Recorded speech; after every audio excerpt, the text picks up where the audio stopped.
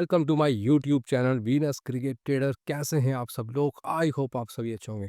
आज के वीडियो में हम बात करेंगे क्या स्टैट्स पे खेलना सही है। Do stats help in trading?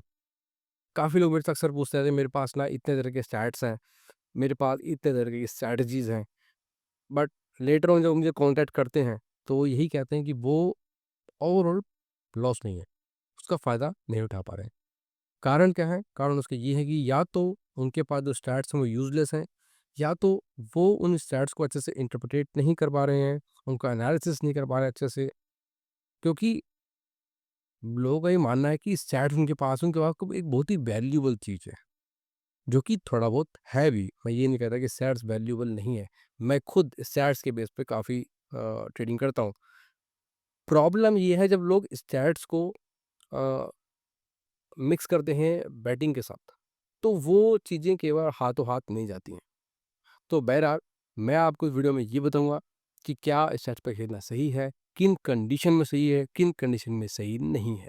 तो बढ़ते हैं आगे, करते हैं बात इस वीडियो की। सबसे पहले आप स्टैट्स का रोल समझो। देखो स्टैट्स जो है ना वो एक मतलब एक आप मानो कि बड़ी तस्वीर है, उसका एक छोटा सा हिस्सा है। वो पूरी तस्वीर नहीं है। आपको उस तरीके से वो समझ में नहीं आएगा। अगर आपके पास एक पर्टिकुलर स्टैट्स है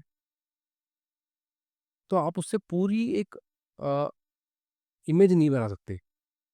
मैं क्या कहना चाह रहा हूँ आगे की स्लाइड में सारा बताऊँगा आपको, क्योंकि एकदम से आपको सारा समझ में नहीं आएगा।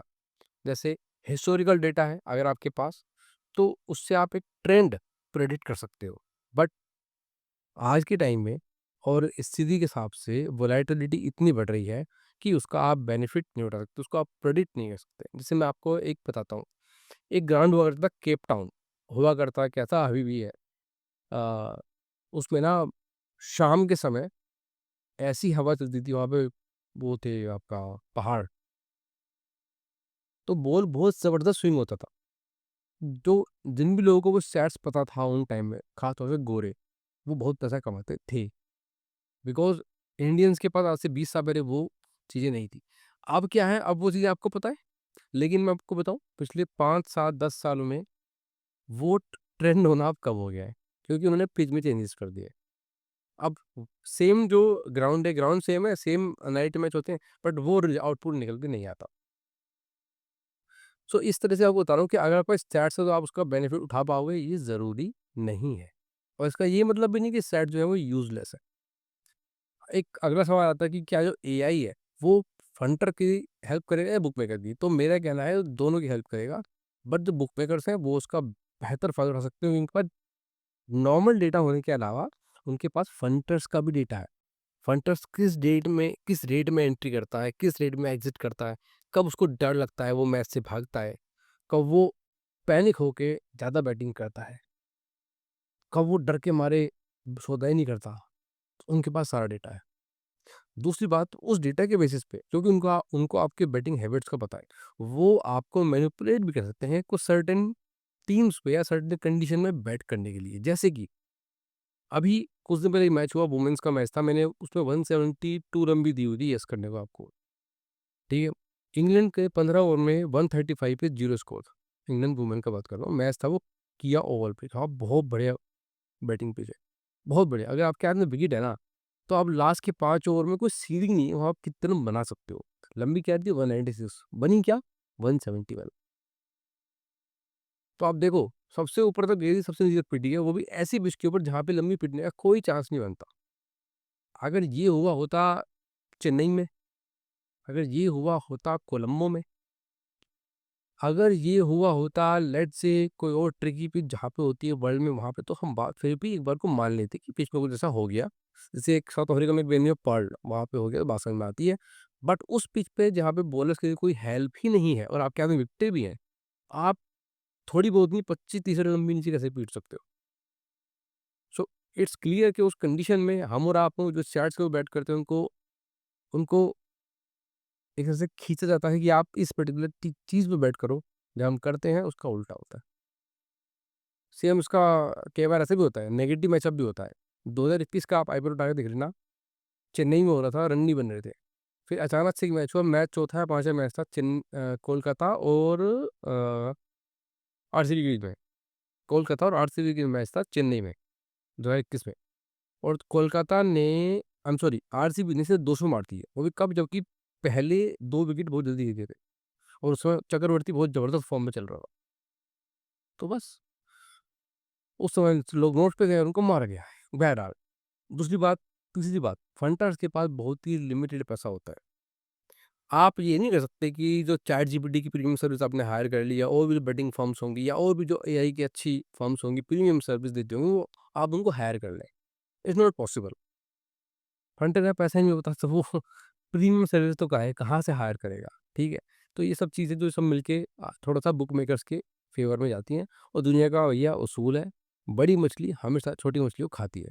ये हर जगह होता है, हमेशा होता रहेगा।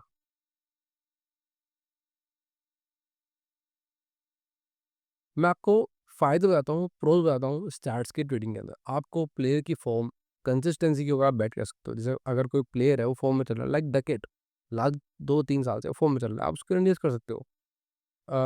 ट्रेविस हेड है, वो तेज़ खेलता है, तो उसके ऊपर आप सेशन इन्वेस्ट कर सकते हो।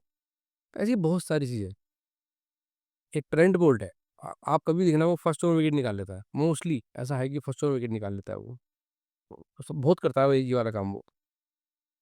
तो ये स्टैट्स आपको क्या दिखाते हैं? ये आपको दिखा रहे हैं कि या तो आप उनको अपने एडवांटेज के तौर पे इस्तेमाल कर लो, या तो आप उस, अगर आप उसके अगेंस्ट आपको लाइक है तो उसको आप स्किप करो। तो स्टैट्स का होना आपके फ़ायदे के लिए है। लेट्स से मुझे चेज़ के लिए जाना है, तो मैं क्या करूँगा, मैं बोल्ट के 1 ओवर का वेट कर सकता हूँ। हाँ, मुझे लग रहा है कि बस पार्टा ही है और भाव शायद दोबारा शायद ये भाव ना, तो एक अलग बात है, तो एक अलग बात है। लेकिन अगर मुझे लग रहा है कि यार पिच भी थोड़ी ट्रिकी सी है, तो मैं बोल्ट के पहले ओवर वेट कर लेता हूँ यहाँ पे। अच्छा, लेकिन बोल्ट के सामने कोई ऐसा प्लेयर आ गया कि उनका रिकॉर्ड ही बोल्ट के अगेंस्ट अच्छा है, तो फिर वो अच्छी अप्लाई नहीं होती। तो स्टैट्स जो है ना वो कन्फ्यूज़ भी बहुत करते हैं। दूसरी बात, यूज़फुल है अंडरस्टैंडिंग करने में, टीम का स्ट्रेंथ, वीकनेस आपको पता लगाने के लिए। आपको पता लग जाएगा कि कौन-सी टीम है, किन कंडीशन में अच्छा करती है, किन कंडीशन में अच्छा नहीं करती है। पास की आप अगर पिच रिपोर्ट देखो, वेदर देखो, ग्राउंड के स्टैट देखो, आपको एज देते हैं। जैसे मैंने आपको बांग्लादेश वाले सीज़न बताया कि भई वहाँ पे ढाका मैच है, बांग्लादेश का ट्रेंड ये रहा है कि वो रन नहीं बनाते। पिच उनकी रन्स ज़्यादा नहीं मार पाते, तो वहाँ पे डिफेंड होंगे, वो डिफेंड नहीं हुए। वहाँ पे 3 में से 2 मैच। एक में चेज़ हुआ, वो लो स्कोर चेज़ हुआ, वो भी एक बार वो झटका आ गया था मैच के अंदर। मैंने आपको बताया वेस्ट इंडीज़ है भाई, वो चेज़ पाए जीतेगी, अगर चेज़ पे नहीं आई वो नहीं जीतेगी, और वही हुआ। तो आपको ये मैंने कैसे बताया? क्योंकि मेरे पास स्टैट्स हैं, ये तो मेरे को स्टैट्स मेंटेन करने की नीड भी नहीं है, ये पहले से ही पता है। चौथा पॉइंट, आपको एक प्री मैच पोज़ीशनिंग, अब मेरे को मैच से पहले मेरे को पोज़ीशनिंग है ये वाली, कि मेरे को इस तरीके से ये चीज़ होंगी तो मैं एंटर करूँगा। जैसे मैंने फाइनल हुआ, आपको जैकपॉट दिया, न्यूज़ीलैंड और अफ्रीका का मैच था। मैंने उसमें आपको पहले ही बोल रखा था कि न्यूज़ीलैंड जो है उनकी बॉलिंग बहुत अच्छी है इन ग्राउंड के हिसाब से, और साउथ अफ्रीका की जो बैटिंग है वो काफ़ी वल्नरेबल है। वो अलग बात है कि उन्होंने काफ़ी अच्छा खेल के वो एक बहुत ही विनिंग पोजीशन में पहुँच गए, और जहाँ से वो मैच हारे वो भी हारने वाला मैच नहीं था। बट अगर न्यूज़ीलैंड ईमानदारी से खेला होगा ना, तो वो मैच साउथ अफ्रीका, मैं कह रहा हूँ साउथ अफ्रीका पलटा जाना बनता ही नहीं था। उस ग्राउंड के ऊपर, उस बॉलिंग के सामने, उस बैटिंग की मदद से। बट वो चीज़ें होती हैं। बट आप देखोगे जो सर्टेन पैरामीटर मैच होते हैं, तो आपको पहले से पोज़ीशन अगर आपकी बेटर होगी, आपको अंडरस्टैंडिंग रहेगी, तो आप कर सकते हो। अच्छा, लिमिटेशन क्या है स्टार्ट्स की? सिचुएशनल है ये वो क्रिकेट, खास तौर से मैं बात करूँ। अब टॉस है, अब वेस्ट इंडीज़ टॉस नहीं जीता, ऑस्ट्रेलिया जीतता रहा, सारे में चेज़ पे आ गया। अब स्टैट्स का क्या फ़ायदा हुआ? ऑस्ट्रेलिया डेफ़िनेटली जीत लिया, ऑस्ट्रेलिया की जीत लगा के तो पैसा नहीं कमा सकते थे, क्योंकि ऑस्ट्रेलिया की जीत के लिए आपको भाव इतनी ज़्यादा क्रिटिकल मिल रहे थे, जैसे कि मैंने टिम डेविड ने उड़ाया है। अब वहाँ पे 130-40 रन चाहिए होंगे मैच जीतने के लिए, और सारी टीम खत्म हो चुकी है, लास्ट जोड़ी है। तो वैसे में आदमी हाथ नहीं लगाता, क्योंकि 1 विकेट का मतलब है गेम खत्म। हाँ, नीचे बल्ले चलाने वाले प्लेयर हैं, लेकिन आप उन पे ट्रस्ट नहीं कर सकते। माइंडसेट कई बार क्या होता है, अब देखो टिम डेविड बिल्कुल फॉर्म में नहीं था, लेकिन वो आया किसी माइंडसेट से और धो के चला गया। तो स्टैट्स क्या मैटर करेंगे? मुझे आज भी ध्यान है एक गेम, जेक वेदराल खेल रहा था। वो बिग बैश में शायद 2 या 3 साल के बाद आया था, और 13-14 पारी खेलने के बाद आया था। मैं डिफेंड पे था। मैंने एंट्री दी, पलटा भी आ गया, 50 से 70 पैसा भाव पलटा आ गया। वो साला आउट ऑफ फॉर्म खिलाड़ी जो 2-3 सीज़न से टीम में नहीं खेला और फॉर्म में भी नहीं है कैसे भी करके, और वो भी किसी इंजर्ड प्लेयर की जगह आया था टीम में, वरना वो होता भी नहीं। वो आया और उसने शायद 35 बॉल में 80 रन मार दिए। सो मैं वही कह रहा हूँ कि क्रिकेट में जो चीज़ें हैं वो बहुत ज़्यादा, अब आपने आपके चीज़ों में स्टैट्स भी आपके फेवर कर रहे हैं, कैच छोड़ दिया, अंपायर ने आउट नहीं दिया, there are lots of thing. That's why ऐसे कि आप सिर्फ सोनली स्टैट्स के ऊपर आप भी बैट मत करो अपनी। इंजरीज टेनिस से खास तौर से, अगर प्लेयर इंजर्ड हो गया, अच्छा वाला खेल रहा है सेट ठीक है, और वो इंजर्ड हो, क्या करोगे आप? मैचअप्स मैचअप बहुत बहुत मैटर करते हैं। अब यहाँ पे देखो कई चीज़ें होती हैं और इसमें लोग अपनी और दाल चीनी मिला देते हैं कि जी हमारे पास ये स्ट्रेटजी है। कोई कह रहा है जी 5 विकेट जो हैं, जब वो होता है डिफेंड होता है या चेज़ होता है। कुछ बंदे कह रहे हैं डिफेंड होता है, कुछ कह रहे हैं चेज़ होता है। उसमें अब स्टैट आ गया कि बोल्ट जो है पहले ओवर विकेट लेता है। अब उसमें स्टैट आ गया कि जी जो बोल्ट के सामने वाले प्लेयर है वो बोल्ट को अच्छा खेलते हैं। अब स्टैट आ गया कि जी जो पिच जो है वो चेज़िंग को सपोर्ट करती है। अब स्टैट आ गया कि जी इस ग्राउंड पे लास्ट 10 मैच डिफेंड हुए। अब आप बताओ कैसे डिसाइड करोगे कि भैया आपने कैसे स्टैट पे बैट करना है? बहुत सारे स्टैट्स जो होते हैं वो आपस में कॉन्ट्राडिक्ट कर रहे होते हैं। So it's difficult to analyse, वहाँ पे ह्यूमन इंटेलिजेंस काम आती है, वहाँ पे आर्टिफिशियल इंटेलिजेंस काम नहीं आती। आपको डिसाइड करना पड़ता है थोड़ा इंट्यूशन लगा के, अपने कैलकुलेशन लगा के, यार मैं कैसे यहाँ पे चीज़ें करूँगा। अगर आप सिस्टम में लेके बैठ जाओगे ना, एक्सेल लेके बैठ जाओगे या आपने कोई एआई सिस्टम बना लिया उसमें लेके बैठ जाओगे, आप बिट पे फेल हो जाओगे। हाँ, ये अलग बात है कि आपके पास आपने आपको ऐसा डेटा है इसके 10 पैरामीटर है, 8 मैच कर रहे हैं, फिर वो बैट करना बनता है। फिर चाहे वो फेल हो पास हो, वो एक अलग बात है। बट होगा क्या, मोस्टली कॉन्ट्राडिक्ट चीज़ करेंगी, और जनरल बंदा जो है ना, आम बंदा जो है, फंटर जो है, 90% फंटर कौन है?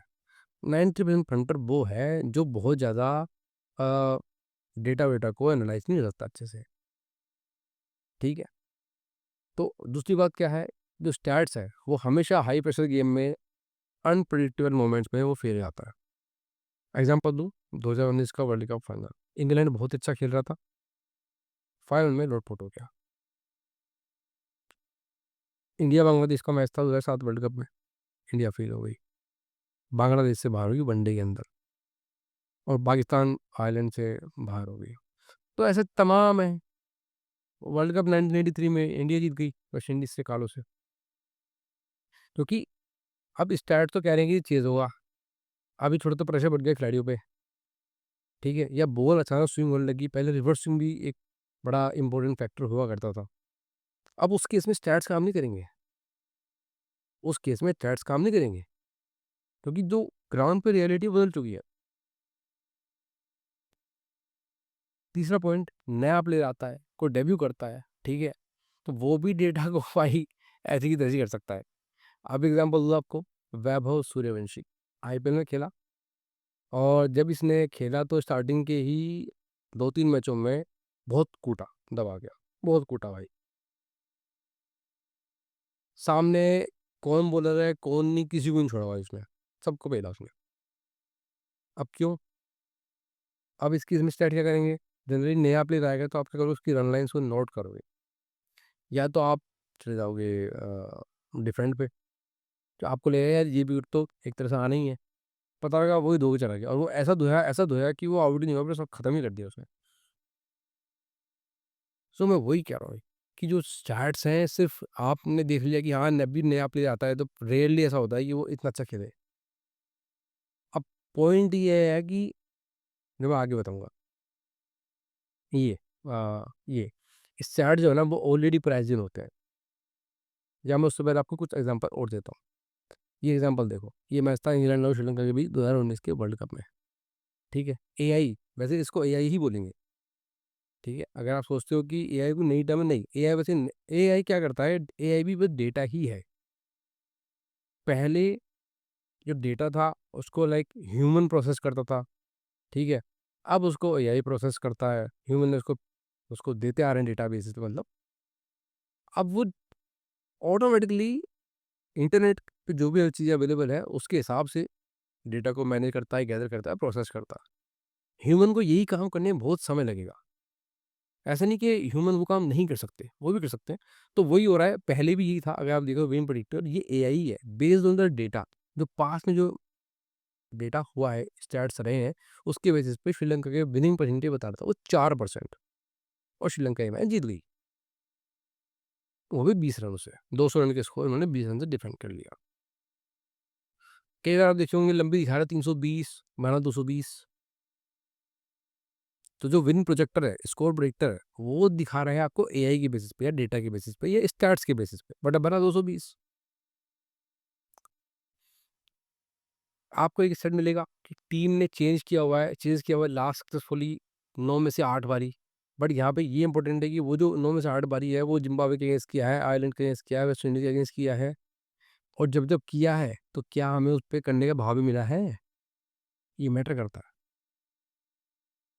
धोनी के स्टैट्स एज़ फिनिशर या धोनी के स्टैट्स एज़ अ कैप्टन, वो भी देख सकते हो आप। धोनी का एवरेज फिनिशर में अच्छा है, बट ऐसा इसलिए है कि कुछ तो उसने अच्छी चीज़ की है, कुछ चीज़ ऐसे हैं जहाँ पे ऊपर वाले बहुत अच्छा बेस बना दिया, गंभीर है, कोहली है, ऊपर के बना के, और वो रहता है नॉट आउट, ठीक है? अच्छी बात भी है, खराब भी, दोनों बताऊँगा। ज़िम्मेदार प्लेयर था, अगर 60 पे 60 चाहिए आप उसे बैंक कर सकते हो, पर प्रॉब्लम क्या थी, इतना पिट्ठू मचाता था वो, कई गेम फँसाए उसने, कई गेम फँसाए।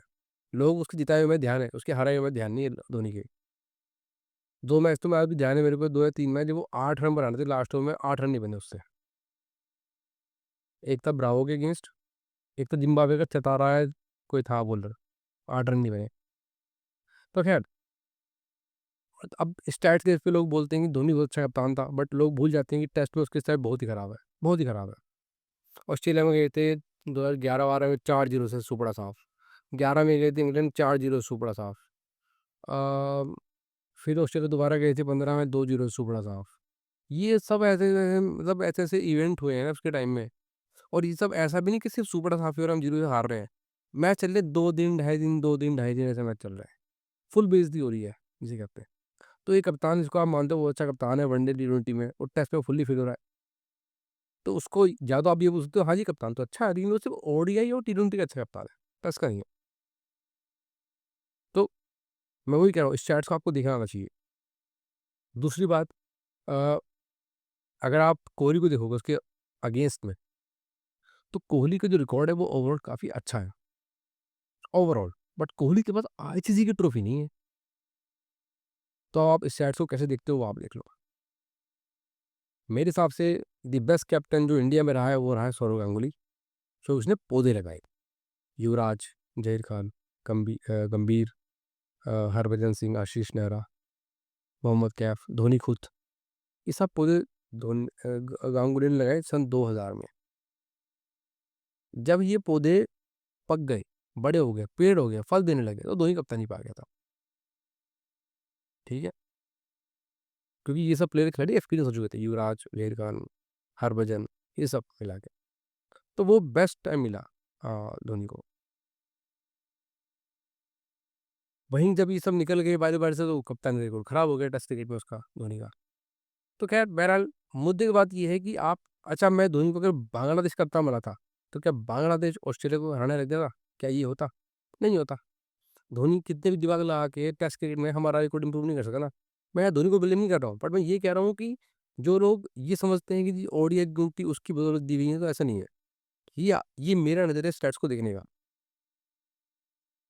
ऐसे मैं स्टैट्स देखता हूँ। वुमेन में स्टैट्स होते हैं। अब आप देखोगे वुमेन्स में जो इंडिया वुमेन्स है, इसका जो रिकॉर्ड है, वो बाकी टीम के अगेंस्ट आपको बहुत अच्छा मिलेगा। पर बाकी टीम अच्छी है कहाँ? क्रिकेट में वुमेन्स में ऑस्ट्रेलिया को और इंग्लैंड को अगर आप हरा दो, बाकी टीम हमसे सुपीरियर नहीं है। नहीं है वो सुपीरियर हमारे से कोई भी टीम। बेशक हम उनसे खराब खेल रहे हैं, लेकिन हमारी टीम सबसे अच्छी है वुमेन्स में। और बाकी जो टीम नीचे Ireland, Zimbabwe, Hong Kong, Nepal, UAE, इनका तो कोई मतलब ही नहीं है यार। कोई मतलब ही नहीं है उनका। तो आप विनिंग परसेंटेज टोटल निकालोगे वो शायद 40-50% आ जाएगा। लेकिन अगर उसमें क्रीम टीमों के खिलाफ आप निकालोगे, ऑस्ट्रेलिया, इंग्लैंड के खिलाफ, तो आपको दिखेगा कि हमारा विनिंग परसेंटेज कितना कम है। अच्छा, जैसे मैंने पहले भी कहा, स्टैट्स जो है ना वो ऑलरेडी प्राइजेज़ होते हैं। स्टैट्स को ऑलरेडी मार्केट काउंटर कर लेता है। ऐसा नहीं है ना सिर्फ़ आपको पता है स्टैट्स, मार्केट को पता ही नहीं है। मार्केट को आपसे ज़्यादा पता है भाई। और जो सेट होते हैं वो एल्गोरिथम्स और मार्केट के जो मेकर्स होते हैं वो डीप डेटा के एनालिसिस के बेस पे सेट करते हैं। आपको क्या लगता है कि जो क्रिकेट के 36 मैच चल रहे हैं, टेनिस के चल रहे हैं, फुटबॉल चल रहे हैं, सबके लिए कोई लोग बैठे हैं जो चला रहे हैं उनको हर समय? क्या ये पॉसिबल है कि लाइव मैच में एक एक समय पे हर 50 मैच चल रहे होंगे दुनिया भर में? उन सब 50 मैचों को कुछ लोग हैंडल कर लेंगे लाइव में, ball by ball? No, it's not possible. ये सब कुछ एल्गोरिथम्स के बेस पे डिसाइड होता है। डेटा फीड किया जाता है सिस्टम्स के अंदर, उसके अकॉर्डिंग वहाँ पे आपको वो बेट्स मिलती है। तीसरी बात, आपको आउटकम पता भी होगा करेक्टली। हो सकता है ओड्स में वैल्यू ना हो। जैसे विराट कोहली, आपको पता है कि जी वनडे मैच चला, उसकी 34-38 रन खुले लंबी, 34-38 खुले हैं उसके रन्स। पर उसकी जो भाव मिल रहा है आपको खुलने का, वो मिल रहा है आपको 70 पैसे। तो वैल्यू ही नहीं है। अब कोहली जब 38 बनाएगा तो आपको 1000 के 700 मिलेंगे।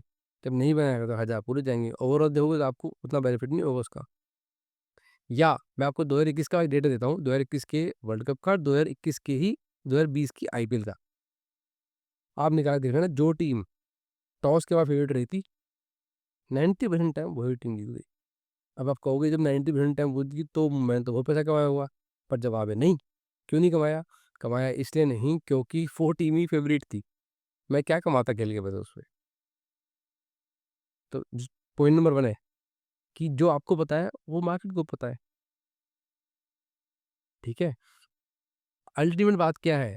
No edge, no profit, even with the correct analysis. आपके पास एनालिसिस परफेक्ट है, बट मार्केट ने आपको एज ही नहीं दी, मार्केट आपको वैल्यू नहीं दी, मार्केट आपको भाव नहीं दिया, कैसे प्रॉफिट होगा? प्रॉफिट कब होगा? जब आपको वैल्यू मिलेगी। और वैल्यू कब आती है? जब मार्केट कुछ मिस करता है, जो कि बहुत कम मौके पे होता है। एग्जांपल दूं, लास्ट ईयर की बातें, इसी ईयर की बातें, ऑस्ट्रेलिया टीम वनडे खेलने गई श्रीलंका।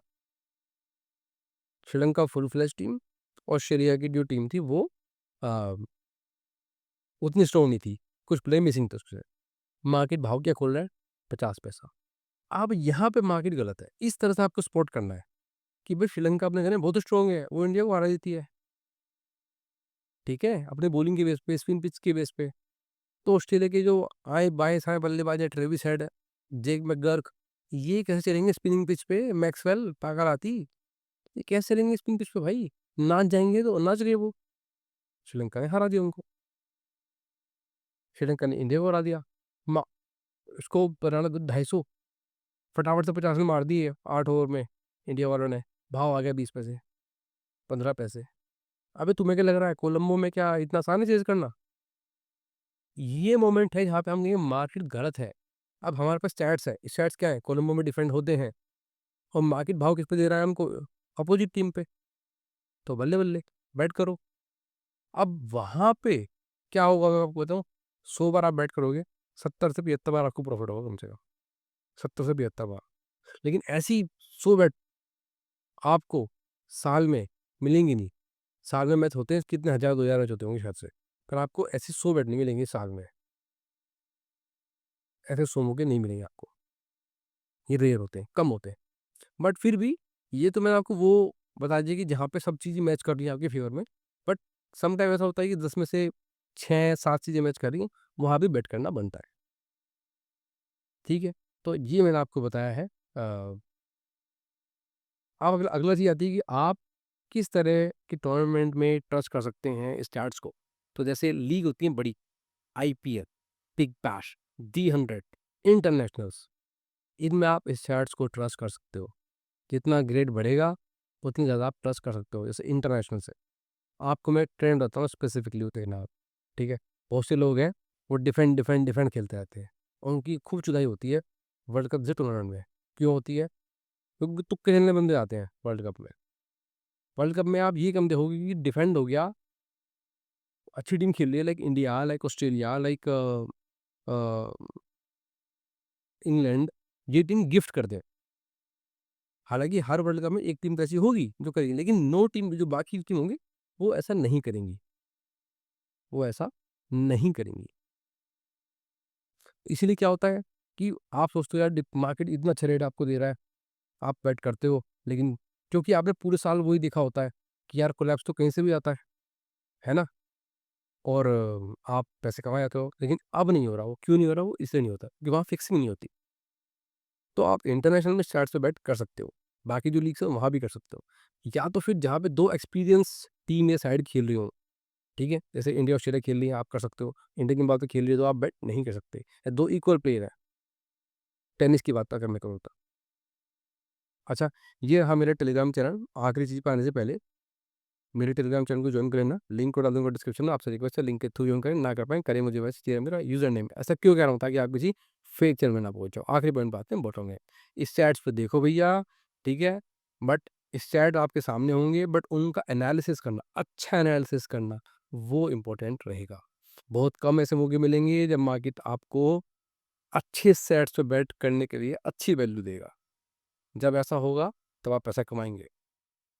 मार्केट भी स्टैट्स के बेस पे ही बिहेव करता है। फंटर भी स्टैट्स के बेस पे बेट करता है। कभी भी गौर करना, फंटर हमेशा स्टैट्स के बेस पे बेट करता है। बेशक उसको पता नहीं है, लेकिन उसके दिमाग में बैक ऑफ द माइंड क्या रहता है? विराट कोहली है भाई, रन बनाए गए तो सबको पता है ये बात। बट क्या फंटर पैसे कमाते हैं? जवाब है नहीं। क्यों? क्योंकि जब वो जो वो सोचते हैं, जब वो होता है, तब वो पैसा नहीं कमा पाते क्योंकि वैल्यू नहीं होती। और जब वैल्यू होती है तो वो होता नहीं है जो वो सोचते हैं। ये है सारा गेम। अंत में मेरी बात ये रहेगी, एआई जो है वो बिल्कुल नया नहीं है। जस्ट जो डेटा है वो पहले से फास्ट प्रोसेस होगा, ऑटोमेटेड होगा, ठीक है? कोई डरने की बात नहीं है, ऐसा नहीं है कि कुछ जिन्न आ गया, भूत आ गया, ऐसा कुछ आ जाएगा कि आपका जीना हराम हो जाएगा, बट हाँ, आपका टफ ज़रूर हो जाएगा। सामने वाले आपसे इस जंग में हमेशा आपसे आगे रहेंगे। तो और मेरा ये मानना भी है, मैं क्लियरली करता आया हूँ, करता रहूँगा कि मैं बहुत ज़्यादा चैट्स में नहीं घुसूँगा, ठीक है? आई एम स्मार्ट इनफ, मुझे पता है कि किस केस में मैं मार्केट को बीट कर सकता हूँ, ठीक है? और मैं सिर्फ़ पेशेंटली उन्हीं कंडीशन का वेट करता हूँ।